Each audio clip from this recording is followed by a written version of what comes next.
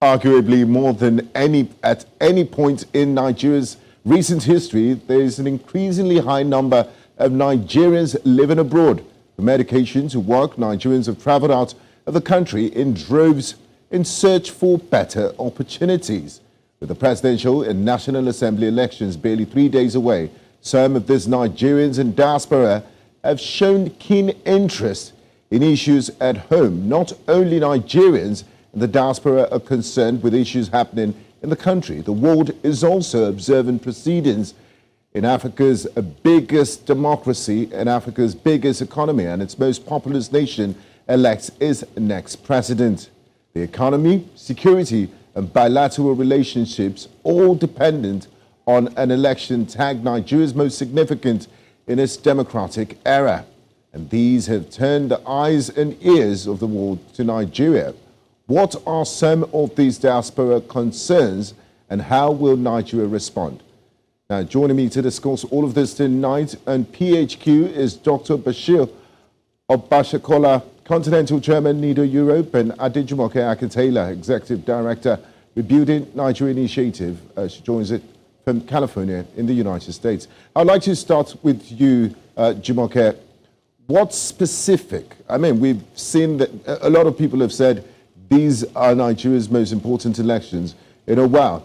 What specific political and economic issues do you believe will be the most pressing for Nigeria leading up to the 2023 elections? And how will these issues impact the country's diaspora community in particular? What is the connection?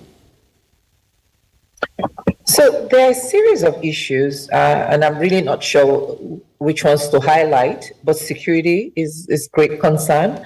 As you know, a lot of Nigerians are never really true immigrants, in the sense that we don't cut off ties with our home country. Even when we are in our adopted countries, we have a lot of family back home. We have a lot of friends.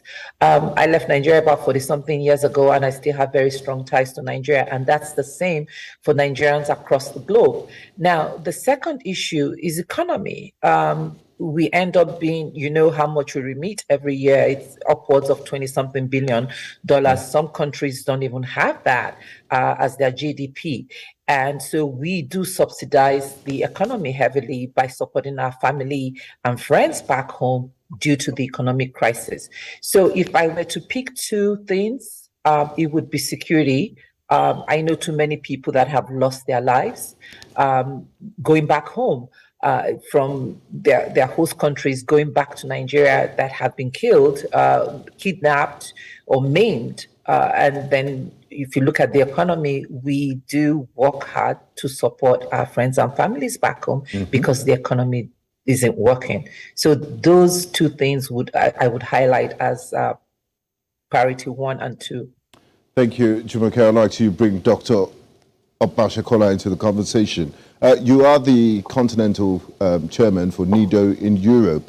How does the government interface with the Nigerian diaspora, and what are the challenges you face? I do understand that there's a Nigerian Diaspora Commission.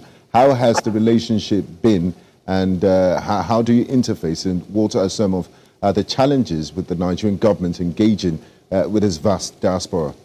Yeah, thank you very much. It's a pleasure being here with you.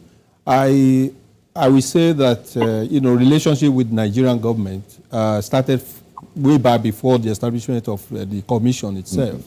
I think the issue was that the Nigerian government started engaging with the diaspora without establishing a commission or a department for that. And so we struggled to have a commission, and thanks to the collaboration with other sister organizations and every other stakeholders, we got the commission established. But the question still remains that it's a learning course. The commission is yet to have all what it needs to be able to establish the proper implementation of the relationship to the level that we wish to have it. But they are trying their best. But I think what we need most is the direct involvement of the diaspora in the day-to-day activities of the commission itself, because we have the board, which we were expected to be part and parcel of, is yet to be established. So we don't have the board, but we have the management, which Honorable Akin-Taylor is doing. So you have the diaspora out there, and there's the Nigerian government and NIDCOM. In what ways can they, in what ways do you need help, and how can they facilitate engagement, and how can they result in nation building and a better Nigeria? You mean the diaspora or the commission itself? Or the commission. Yeah, well, the commission actually is established for that purpose, it will be the interface between the government and the diaspora. And I think the most important thing which we need is to have like a one-stop window through which we can engage with the government. And that's the reason why the commission is very important for us, to be able not to be going from ministry to ministry in trying to explain to the government why we need to engage them. But through the commission, we could have a proper listening here, and that is the channel through which we engage with the federal government of Nigeria. Thank you, Dr. Obasekola. Now, Adejumoke, earlier you did mention the remittances, and I mean, according to World Bank figures, last year alone, $19.2 billion, a whooping $19.2 billion was sent home. And a lot of Nigerians in diaspora feel, if we're contributing our quota to national development, well, we must as well have a say in elected leaders, in who emerges as representatives. Now, a bill for an act to alter the provisions of the 1999 Constitution of Nigeria to provide for diaspora voting and for related matters was voted down by the upper and lower legislative houses on March the 1st, 2022 at the Constitutional Amendment Review Session, the third reading. Why was it shut down? And when you ask government officials, say, look, we've not even perfected our local voting, so let alone involve the diaspora. How do you respond to this? And why is it important for the Nigerian diaspora to be enfranchised? I don't think those legislators or lawmakers understand the valuable contribution of Nigerians in the diaspora. It's beyond just remittance. And just speaking to Dr. Obasekola and what you have spoken about NIDCOM and diaspora engagement, if these lawmakers or legislators understand the value of the Nigerians in the diaspora, then they would have a rethink. In the sense that it's reversing the brain drain. We have left the shores of Nigeria and we are in our adopted countries and have gained expertise. We have also gained like first-hand experience and knowledge of how the first world countries run. And that's part of what we bring. That's part of the value that, if tapped into, we bring back to the development of Nigeria. And diaspora communities that have done that, we've seen the difference. We've seen it in Jamaica, the Jamaican diaspora. We've seen it in the Indian diaspora and even the Chinese diaspora. If you look at the Asian countries and the role of their diaspora in really rebuilding their nations, then they would have a rethink of the importance of the Nigerians in diaspora. Now, years ago, back in the early 2000s, during President Obasanjo's regime, there was Nigerian National Volunteer Service, which is parallel to NIDCOM, was set up just to engage the diaspora, to enable us come back home, set up businesses, build homes, interact, volunteer even some of our time in the ministries. All that was working fine until there was a change of government again. So I think there needs to be a proper education or enlightenment on the role of the Nigerians in the diaspora in advancing the progress of the country, and it's beyond remittance. The 20 billion we send home every year is minuscule compared to the intellectual capacity and that we can bring to national development. So that's key. And so I think it's also an excuse to say that we haven't perfected our voting systems. If we can transfer funds online, if we can do online banking, then definitely we could do electronic voting for those in the diaspora. So there needs to be a rethink. And the second point is Nigerians in the diaspora need to be united. We need to speak with one voice. And if we advocate for us as one bloc, not the siloed entities that we are now, I think the legislators will understand that there is a force to be reckoned with the diaspora community. So that's my appeal. We need to advocate as a unified entity to really push for our rights, our voting rights in Nigerians' governance, and also to ensure that we are part of the system that can help rebuild the nation. Thank you. Thank you, Jumoke. Dr. Obasekola, I like when Jumoke said these engagements are beyond, the figures, $20 billion. There's more to be gained from engaging with the Nigerian diaspora. There's a lot of expertise there. And also, it's 3 days to the national elections in Nigeria, and politics is important. And I'm sure it also means a lot to Nigerians living in the diaspora. They want to know which government is going to come in, what policies will be favorable to them. There's still a connection with their home country. So how might the Nigerian diaspora community, with its diverse perspectives and experiences, influence the outcome of the 2023 elections? And what specific contributions can the Nigerian diaspora make to the country's political process? Or the fact that they don't vote means they can't influence policy, they can't do anything? Are they even interested in what is going on at home? No, that's not the case. We are equally interested, even though we cannot vote. Of course, if we can vote, of course, that means that our influence will be even more. Yes. And of course, we are not giving up in that struggle to have a right to vote.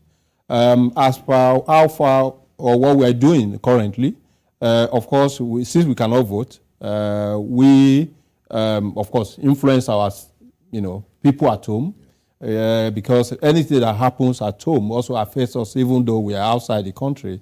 Because if economic issues comes up, we have to remit more for social to support your family here. And I think that is one of it.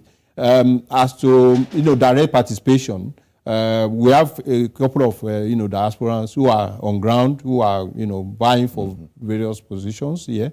Even though some of them more tried during the primaries, but they couldn't get it. But some are on ground and still struggling to be part and parcel of it. So I think we will continue to be making our impact directly or indirectly on the political situation in Nigeria. We are very interested in knowing what becomes of the country and which administration comes into being, because after all, it will affect even the investment climate.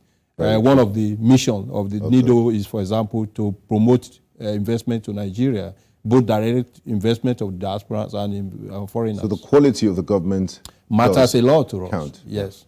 Now, Jumoke, you mentioned reverse brain drain earlier, and I'm happy that Dr. Obasekola did say that not only in business and all of that, also in politics, you have diasporans coming home to contest elective positions. Now, as someone with a lot of interest in Nigeria, and you've been following this political season, you've been watching campaigns and listening to debates for those candidates that showed up. What are some of the major concerns of the Nigerian diaspora, speaking from your own perspective with regards to the upcoming elections? And are you satisfied with the level and quality of the debates, the engagements, and the politicking you've seen in this electioneering period? Not at all. And my concern is, for so long, the political elites have told Nigeria what they're going to do. And I would basically say impose themselves on us as citizens. We as Nigerians haven't really had the opportunity to set the criteria for the kind of leaders that we want. And these political leaders don't understand that they are applying for a job, and that we, the people, are the government that they serve. it has always been the politicians being the leaders and we being the subjects, and that needs to change. We as Nigerians also need to assess our leaders based on criteria. What do they bring to the table? It cannot be business as usual. It can't be because he's from my tribe or he's from he's part of my religion. I know him, I'm going to benefit personally from it. We have to take a global approach with selecting our leader. We have to be intentional about it, just like it's done in the Western world, right? What does this leader bring to the table? They have manifestos and they promise heaven and earth before the elections. And then after the elections, it's the manifesto is somewhere in the corner. Yeah. No one even looks at it. There is no accountability. There is no record. There are no key performance indexes. There are no measurement, no report back to the citizens, none whatsoever. So that needs to change. And I think that's part of the things the diaspora, the Nigerians in the diaspora can bring, because they've seen how the electoral process works and in tested and tried democracy. They've seen what works, and that's part of what we can bring to the table. I'm not one that believes that because I'm a Nigerian diaspora, I should come run for office in Nigeria. I can advocate for good governance. I can advocate for accountability because I know how that works. So maybe that's one place that we start off with, holding our leaders accountable and educating the electorate on the kind of leaders that they should vote for, that would represent the interests of the people and the nation. That is the very least we can do. Very important. I hope I answered your question. Yes, perfectly. Very important to hold politicians accountable, regardless of where you are in the world. You're a Nigerian citizen and you have all the right to also advocate for that. Thank you, Adejumoke. Now, Dr. Obasekola, Adejumoke earlier did say that the government's excuse of saying, we've not perfected our electoral system locally is one of the reasons why they're not looking at engaging in diaspora voting. Now, we're back to the subject of diaspora voting. This diaspora voting is already being implemented in over 119 countries. African countries like Kenya, Botswana, Cape Verde, Central African Republic, Ghana, Mozambique, Namibia, Senegal, and South Africa are already practicing diaspora voting as consistent global best practices. We call ourselves the giant of Africa. Why are we not? Why is it elusive to Nigeria? Well, I just like you rightly said, amongst the countries practicing diaspora voting, we have a lot of African countries. So that means that Nigeria, of course, we don't have an excuse. Most of the reasons being given is just that we call it excuses. We know that if actually there is political will, it's possible to be done in Nigeria even faster than we had expected. So one of the concerns when it comes to diaspora voting is how do you allocate votes to what part? Because we have 6 geopolitical zones. Before you can emerge president, you need two-thirds majority of the 36 states. So if you vote in India and I vote in Australia and Adejumoke votes in America, what part of the country would her votes go to? Well, if we let's go basic. Everybody comes from somewhere. Okay. So you could be attached to where you come from so easily. Yeah. Or origin. Alternatively, yes, we could also create special region for diaspora. It's also, something that is practiced in some countries where they have region, like called for diasporans, like abroad, and all diaspora votes go there. That means that we could be treated just like they have Abuja as a FCT special status. Okay. So it's also options. So there are options in the world. That's why I said the political will, what matters. If the government actually wants to do it, they know what to do. So giving the excuses that, we don't know where to attach your votes to, those are things that I think experiences of other countries could be borrowed, in doing that. Interesting. Now, Adejumoke, back to advocacy and engagement with the Nigerian diaspora. During this electioneering campaign, we saw the leading candidates of the major political parties. They took turns to, engage with the Nigerian diaspora in the United Kingdom at the Royal Institute of International Affairs, commonly known as Chatham House. Some critics have said it's a form of neo-colonialism because you don't see those front runners for the British Prime Minister or American governments come to Nigeria Institute of International Affairs, just a few blocks away from us here. But they said, if you can engage them and talk to them, it still passes as something. What do you make of the Chatham House outings of this presidential candidate? I am going to leave that out because I don't think it's important for us to discuss that just now. But here is the key. There is a reason why the candidates took their message to Chatham House, because of the role of the global community in nation building.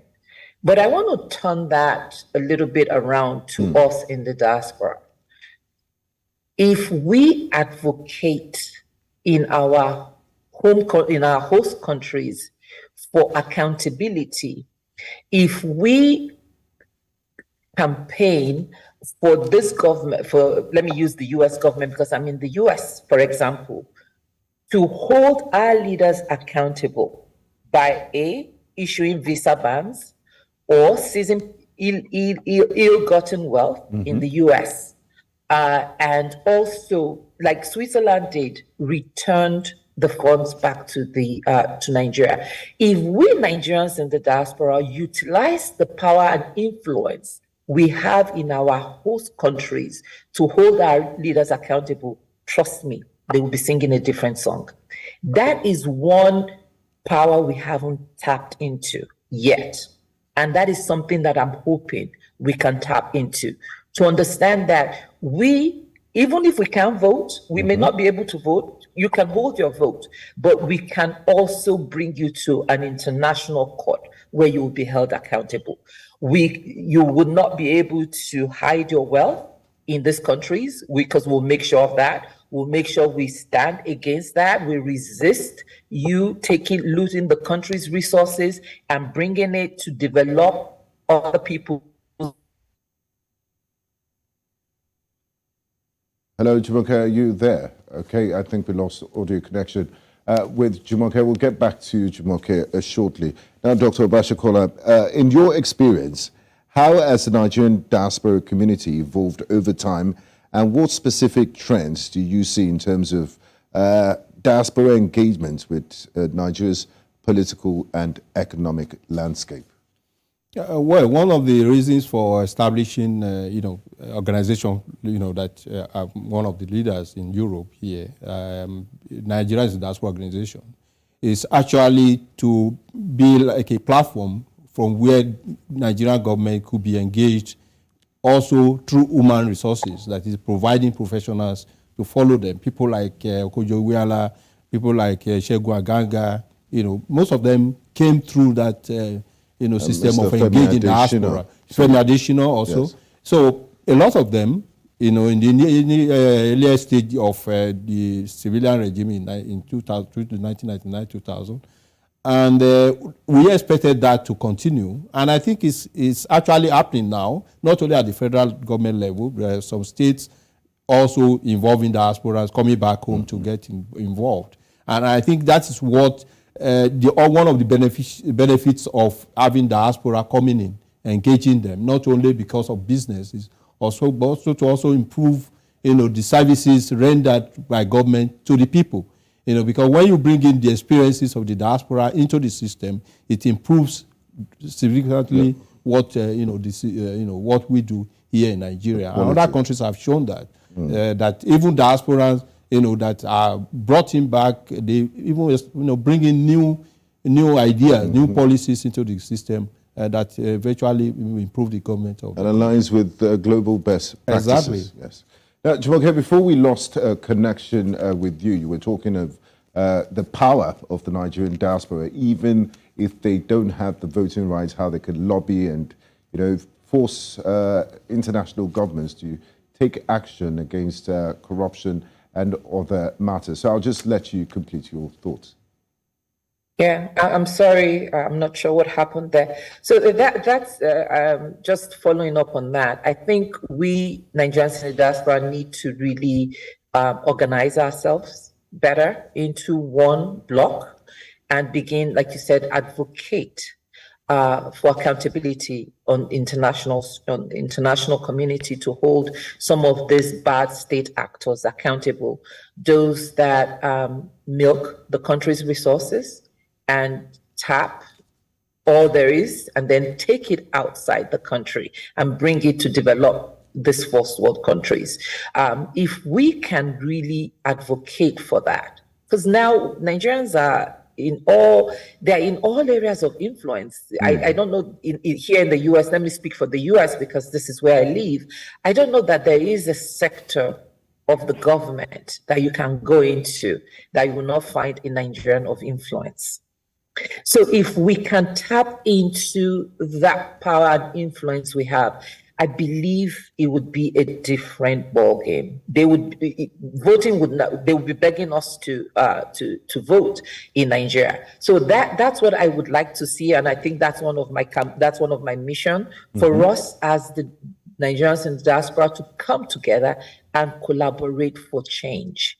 Voting in a system that doesn't respect the rule of law, I don't know that it's really anything that I'm excited about, but we need to build a system that respects its citizens and then holds its leaders accountable. And I believe we can start doing that from here, from where we are, by getting the international community involved in these accountability issues.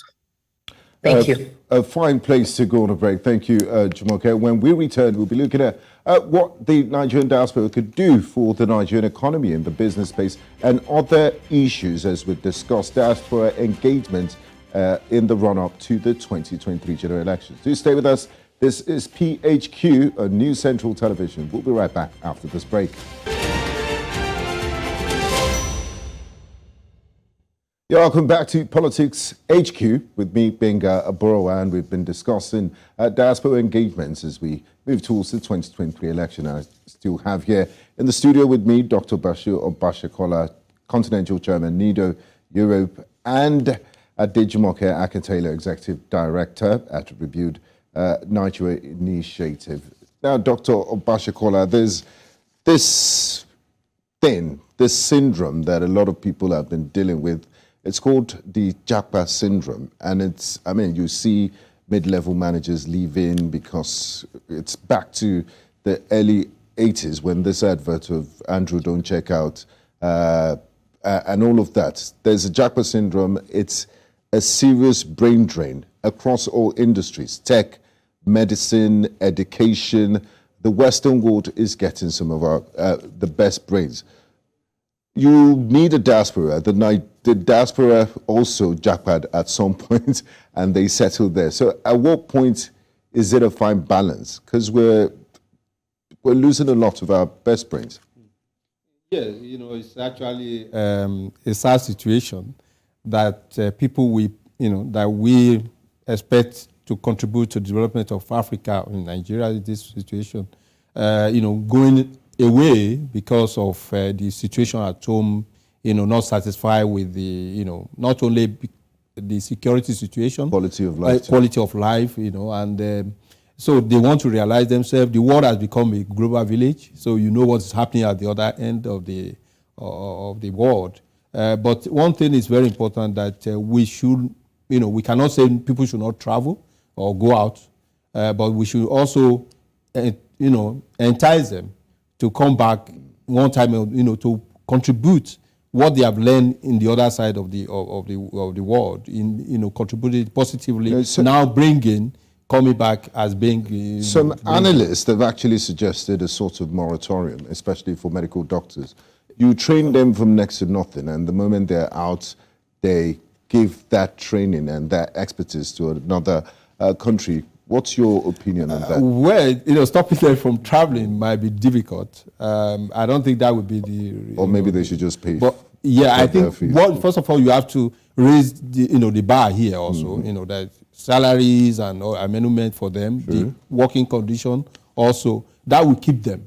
At least I think that's one of the reasons why you see Nigerians outside, even though we are physically outside the country, but, by heart and everything, we are in Nigeria. That means that actually if there is conditions conducive, people will stay in Nigeria. So it's one of the things we are also promoting. Maybe we should be having this opportunity of people working in Nigeria for international companies. Remote work. And it's happening. Yes, so outsourcing, here, then that will keep a lot of people here because people like the environment, the weather is good, you need to improve. You can improve yourself even more faster than people outside the country. They say there's no place like home. Like home, and it's very, very true for Nigerians. I'd like to bring Adejumoke back into this conversation. Now, Adejumoke, let's talk about the role of social media and what it plays leading up to elections. How does this impact diaspora engagement with the political process in Nigeria as a whole? Because you have a school of thought on social media that believes that, if your reality is not staying in 3-hour traffic in Lagos, if you don't have to deal with the things we deal with, then please do not talk about issues happening in Nigeria from overseas. You don't have a right to do that and all. How do you respond to that? I do understand that, and I do appreciate that sentiment. And yes, they are right. If I didn't queue at the gas station or at the fuel station from 1 a.m. to 7 p.m., or if I don't have to go buy my money back at exorbitant interest rates, it would be difficult for me to have a moral stand and kind of tell you how it should go. I think largely Nigerians living in Nigeria are traumatized, and they're unfortunately victims of their circumstances. And for us Nigerians in the diaspora, I don't think we have any business telling people what to do and how to do it. I think what we do, because we are not in that same situation. And I remember someone telling me this, telling me, Adejumoke, you don't have the right to judge, because if you were in the same situation, you will probably do the same, or you will act the same way that they have.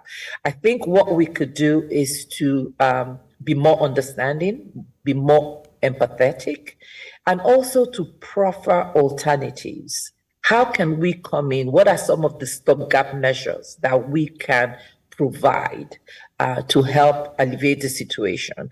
I know we're already doing that by sending money, but there is much more to sending money. So there is also, there's a lot of misinformation out there.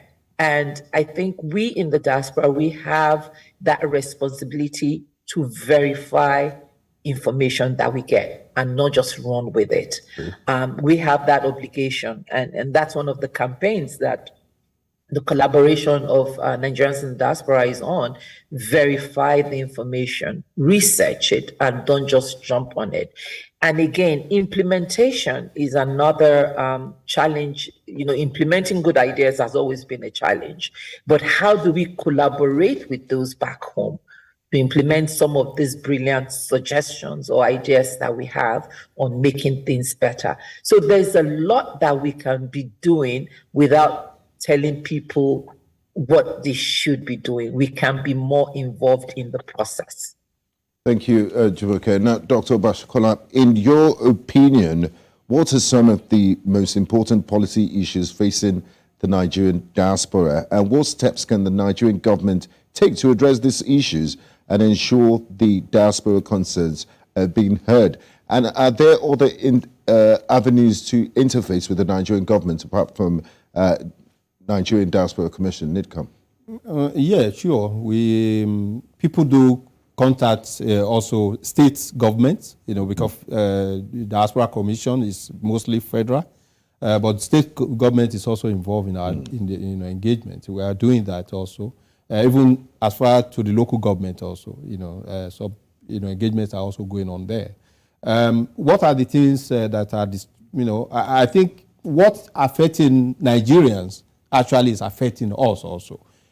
We are not seeking for special treatment. Whatever we buy the same thing in the market. We come back. So, and I think whatever affects us here as Nigerians also affect people from diaspora. We want security, which is the most very disturbing situation with it here. Of course, we have areas of infrastructure that we are also seeing where we can invest in. Maybe some policies are changing now, that even power industry now, you have private sectors coming in, unlike before. Maybe transportation system also, maybe that could be opened up more, whereby we can have even at the level of even railway system that could be, the private sector could be involved in it, and the diaspora could also bring, investment to that sector. So I think policies that encourage businesses, that remove bottlenecks and, that makes ease of doing business, real ease of doing business, then, of course, those are the things that the diasporas are, very, very much. I like one point you made that is very poignant is, the things that Nigerians here want are the same things you want. Yeah, so we are all human beings, so we're not. Yeah.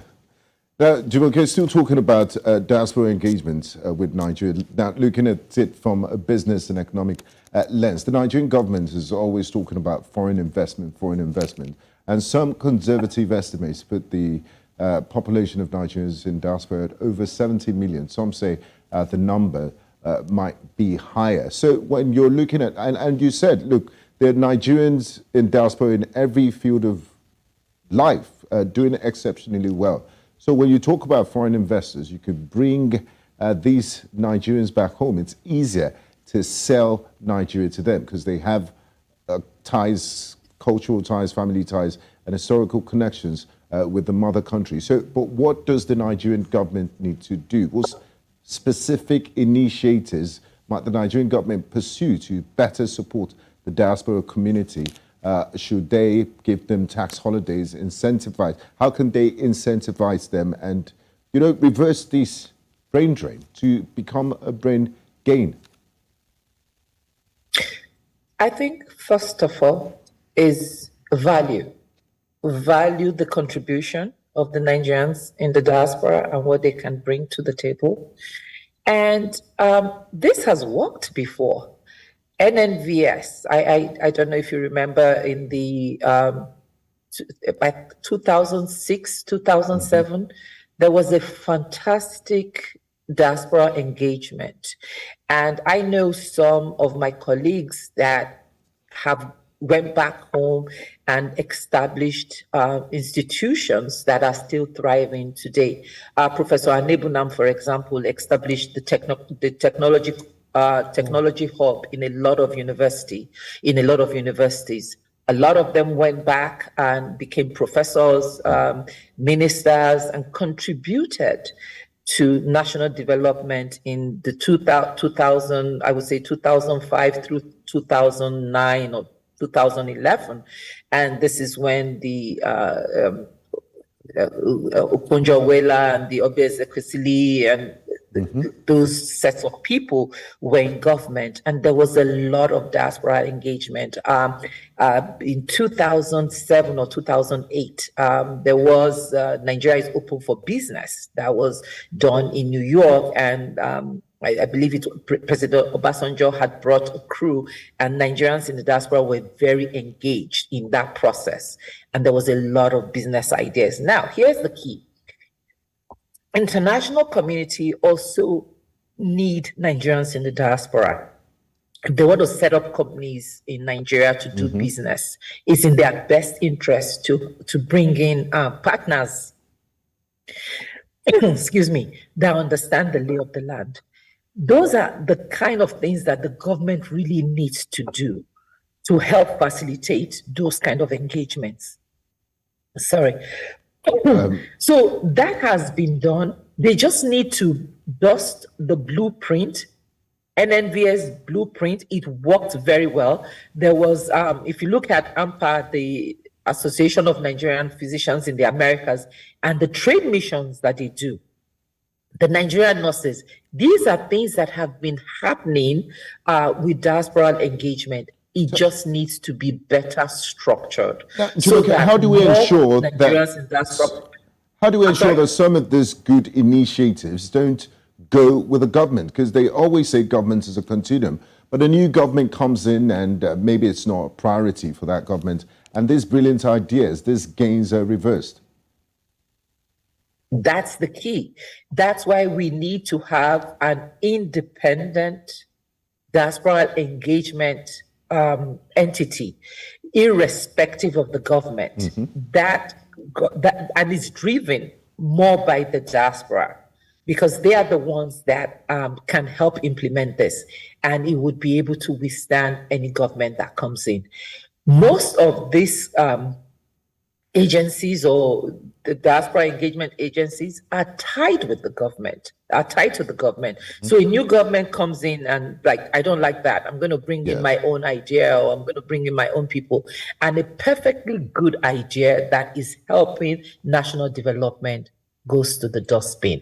So we Nigerians in the diaspora and our counterparts back home need to establish a non-governmental entity that can facilitate some of these initiatives. Thank you, Adejumoke. Now, Dr. Obasekola, a few days to the elections, I mean, the die is cast. How can the diaspora, what can the Nigerian diaspora community do to ensure that regardless of who emerges as president, that their interest and will always be looked after, and the policies that you support will thrive? One of the things we did, which we stand on, is not to be seen as partisan. Because when you are partisan, of course, and maybe the group you are supporting loses the election, then of course new government comes in and say, okay, you are against me, and so on organization level, we try to be non-partisan because we are not apolitical, but we allow our members, diasporans, to support any group they like, any political party they like. And I think after the elections, of course, whoever emerges, whoever Nigerian chooses, will be the one, job continues. We will continue to work with them and make sure that some of the policies and good things that are enumerated by my counterpart from the Americas, we continue. The problem we had, which is, she mentioned some of those years in 2006, 2007, 2008, was because when there was a change in government, Obasanjo left, and most of the good things, that the trend that was on then, slowed back, and here we are, starting all over again. So now I believe that new government, should allow the diaspora movement engagement to continue to be strengthened, and we in the diaspora, we will continue to remain loyal to the country, irrespective of whoever comes to government. Thank you. Thank you. Now, Adejumoke, I would like you to have the last say on this as we wrap up conversation tonight. What message would you like to send to the Nigerian diaspora community ahead of the 2023 elections? And how best can the diaspora engage with the political process to ensure their voices are heard and their concerns addressed? Collaboration. That's the key word. And think holistically. Unfortunately, and I must say this, some of us Nigerians in the diaspora have been very self-centered. We've pursued our own personal gains ahead of our communal gains. And so that is one thing that I would really like to implore the diaspora to do. We need to work together as a unified front. Without that, it's going to be very difficult. The divide and conquer has been working, where it's like, this is the this organization is the one that is in with the government, and this organization is out. But if we come together, common purpose, to advocate for the good of Nigeria as a unified entity, then I think things will be different. They will begin to see the value. They begin to understand and see the value of the diaspora. If we can't do that, if we, Nigerians in the diaspora, cannot unify for the common good of Nigeria, it's going to be tricky. And then the second point I'm going to raise is we have a lot to offer. We shouldn't go cap in hand begging politicians to hear us. We should be brought to the table as equal stakeholders that have a lot to contribute. We in Nigerians in the diaspora should also understand the value we bring and not be so quick to selling out. That's something, and I have been in this space for upward of 30 years advocating for Nigerians in the diaspora to come together. So I do know what I'm saying. That's the clear message that I would like to send to Nigerians in the diaspora: collaboration. We need to unite. Without that, we would not be able to get the Nigeria that we desire. And the Nigeria that we deserve, all Nigerians deserve, the Nigeria that works for all Nigerians, irrespective of their political, religious, or tribal affiliation. A Nigeria that functions for all Nigerians. And that's what Nigerians will be going to pose for this Saturday to vote in a Nigerian president that would work for them. I would like to say a very big thank you to you, Adejumoke Akin-Taylor, Executive Director of Rebuild Nigeria Initiative, and also Dr. Bashir Obasekola, Continental Chairman, NIDO in Europe. Thank you so much for being great company, and we appreciate your insights and contribution. Thank you for having me. Thank you so much for having me. You're welcome. Thank you.